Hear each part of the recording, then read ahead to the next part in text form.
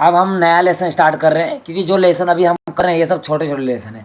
पहला लेसन भी 5 मार्क्स का था, चौथा लेसन भी 5 मार्क्स का था, तीसरा लेसन भी 6 ही मार्क्स का है। इन सब में से एक ही एक सवाल आता है सेक्शन सी में या तो डी में। ये सवाल डी में आता है, ठीक है। बड़े सवाल हम किसके बाद करेंगे, जो 8-8 मार्क्स के सवाल होते हैं 3 और 11-11 मार्क्स के, ठीक है। तो आज जो लेसन स्टार्ट कर रहे हैं चैप्टर 3, उसका नाम है ख्याति। ख्याति शब्द तुमने पहले भी सुना है 11वीं में, ठीक है। ख्याति को इंग्लिश में हम गुडविल कहते हैं। तो ये ख्याति होती क्या है, ये अपने 11वीं में पढ़ चुके हैं कि ये अदृश्य संपत्ति है। संपत्ति में भी दृश्य, अदृश्य, स्थिर और चालू संपत्ति अलग अलग प्रकार होते हैं। तो ख्याति ये जो संपत्ति है हम पढ़ चुके हैं, बराबर। तो यहाँ फिर से मैं उसको बता दे रहा हूँ। इस लेसन में से कितने मार्क्स का आएगा वो मैंने यहाँ लिख रखा है। इस लेसन 6 मार्क्स का लेसन है, जिसमें से एक MCQ आएगा, विकल्प, और एक छोटा क्वेश्चन आएगा, और 4 मार्क्स का एक सवाल आएगा, बराबर। तो ख्याति क्या है, पहला प्रश्न है ख्याति अर्थात क्या। तो 11वीं में भी समझ चुके हो तुम, फिर भी एक बार सुन लो।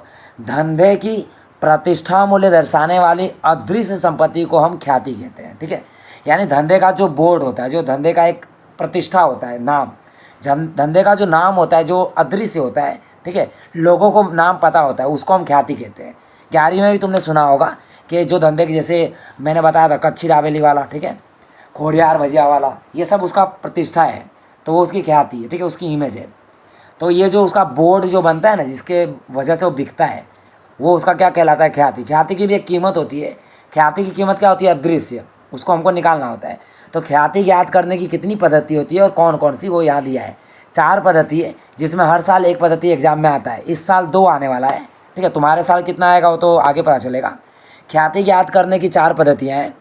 पहली पद्धति होती है औसत लाभ की पद्धति, दूसरी पद्धति होती है भारित औसत लाभ की पद्धति, भारित औसत लाभ की पद्धति जो ज़्यादा पूछी जाती है। तीसरी होती है अधिक लाभ की पद्धति। ये दूसरी और तीसरी पद्धति बहुत ज़्यादा पूछते हैं लोग, बराबर, ठीक है। पूछने को पहला और चौथा भी पूछ सकते हैं, लेकिन दूसरा तीसरा कुछ ज़्यादा ही पूछते हैं। चौथा है औसत लाभ को पूंजीकृत करने की पद्धति, बराबर। तो ये सब हम पढ़ेंगे पाठ में, ये सारी पद्धति पढ़ेंगे, ठीक है। चारों चार इजी पद्धति, बराबर। अब है तीसरा क्वेश्चन, ख्याति का आधार किस पर रहा हुआ है, यानी ख्याति किस पर आधार रखता है। तो ख्याति का आधार लाभ कमाने की क्षमता पर रहा हुआ है। पीढ़ी कितना लाभ कमाती है उसकी कैपेसिटी पर ही ख्याति आधार रखती है। पीढ़ी जितना लाभ करेगी उतना उसकी ख्याति बढ़ता है, बराबर। तो इसके अलावा जो थियोरी बचेगा वो हम ऑफलाइन में कर लेंगे, ठीक है। अभी हमारे लिए 3 क्वेश्चन इंपॉर्टेंट है, 3 ज़्यादा इंपॉर्टेंट है, इसके लिए 3 बताया है, बराबर।